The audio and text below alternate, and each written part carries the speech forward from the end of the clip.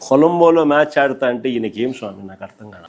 Private ఫ్లైట్లో కొలంబోకు పోయి match చూస్తే టీవీ చూస్తే కనపడదా మ్యాచ్? లోకేష్ గారు ఎందుకు ఎక్కడికి క్రికెట్ మ్యాచ్కి వెళ్ళాలి? గవర్నమెంట్ సొమ్ము. ఆయన ఫ్లైట్ టికెట్ ఆయన కొనుక్కొని, ఆయన మ్యాచ్ టికెట్ ఆయన కొనుక్కొని, ఆదివారం పూట ఆయన మ్యాచ్ చూసుకొని, next day morning bill gates లాంటి ఒక ప్రపంచ స్థాయి వ్యక్తి ఆంధ్రప్రదేశ్కి వస్తే ఇక్కడికి మళ్ళీ ఎగైన్ ఆయన వచ్చే టైం కల్లా ఆయన దిగి ఎయిర్పోర్ట్ లో ఆయన రిసీవ్ చేసుకొని ఎగైన్ ఆయనతో పాటు ఉండి తర్వాత ఆయన ఢిల్లీ ప్రయాణంకి వెళ్ళారంటే ఒకసారి ఆలోచించు. నీకన్నా చిన్నోరు ఈ రోజు యువ నాయకుడిగా అంత పేరు తెచ్చుకుంటా ఉంటే నువ్వు వీలైతే చూసి నేర్చుకో. దేనికి నీకు ఆ జలస్?